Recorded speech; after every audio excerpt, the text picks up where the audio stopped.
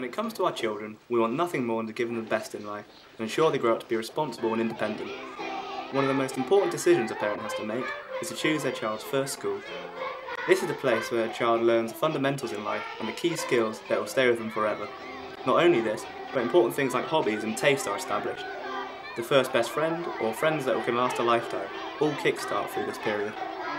Primary education is a lot more than English, maths or history. It's a child's first family away from home. Development of social building blocks here help them not only into their next stage of education, but also into the big world beyond that. Today I recovered some footage filmed over 15 years ago in the year 1993. The footage is of an interview with 3 primary school children aged 6 and 7.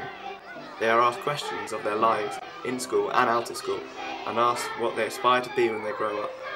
Now aged 21 and 22, I reunite 2 of them and reflect on their path to adulthood, and ask them where their classmates are now.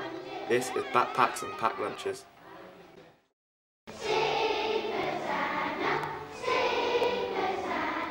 Churchill Primary School is no different to any regular primary school. Located in North Somerset, England, the school first opened in 1840. From that day, many of the traditions have stayed with the students, most iconically the ringing of the school bell. The class I am looking at left for secondary education in 1998. Interviewed in their first year of primary school, we meet Richard, David and Claire. I managed to reunite Richard and David after they fell out of contact a few years ago. Richard now studies at Southampton University, but still returns to Churchill, as that's where he considers to be home. David is much the same, and his family still live in the same village as he studies in Portsmouth University. Last time I saw Dave was just after GCSEs probably, where he went off and did his own thing. Probably went to college. I heard he went travelling, he was at uni somewhere, and now he gets in contact now. He lives locally I think still, but I just don't see him.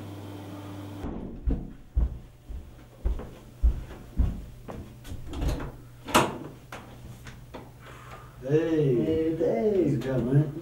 After the meet and greets, I sat David and Richard down and made them watch the short film they made 15 years ago. Now, today's a very special day.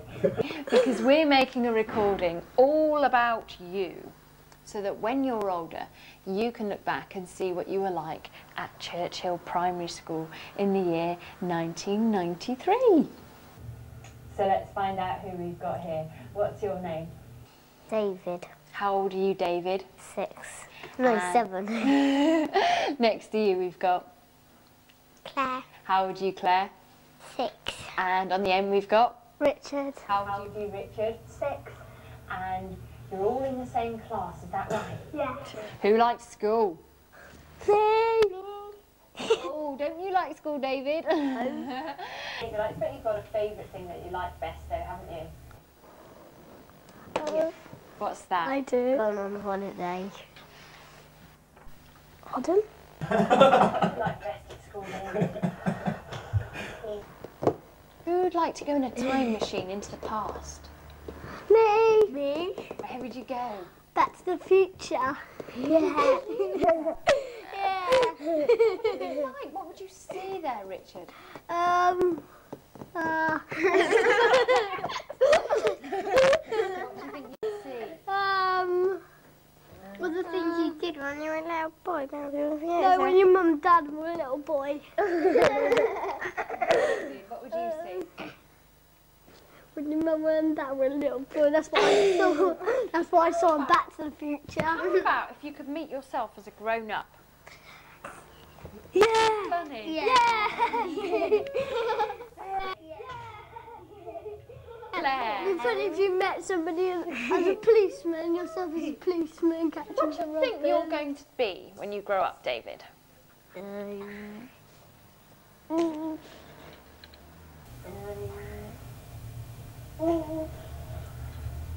I going to say something here for you? I know. I know I am. I don't know. Richard, what do you want to do? Policeman. Why do you want to do that? My dad's a policeman. Have you got a policeman's uniform? Yes. No. What do they wear? Police clothes. What do policemen do? Catch robbers. Work. It's been ever so nice speaking to you. Have you enjoyed yourselves? Yeah. No. What I want you to do now is look into the camera. What I want you to do now is look into the camera and give a big wave goodbye to everybody watching. After 3. 1, 2, 3.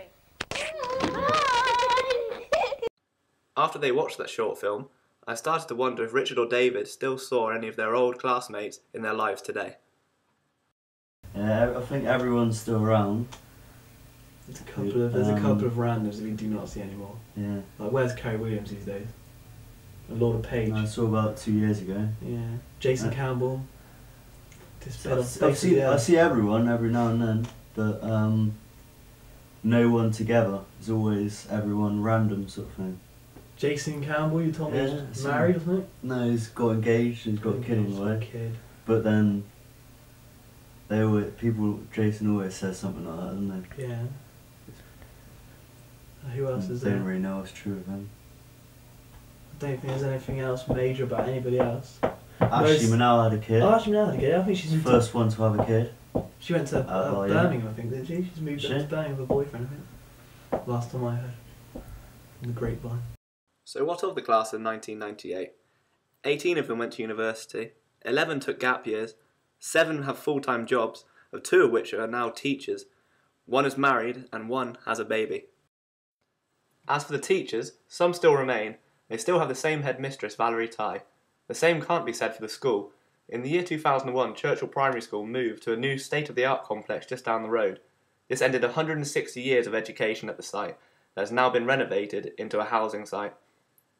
Although the new school kept the original bell from the old site, much of the character was lost, and in its place, the all-new futuristic multimedia classrooms took over.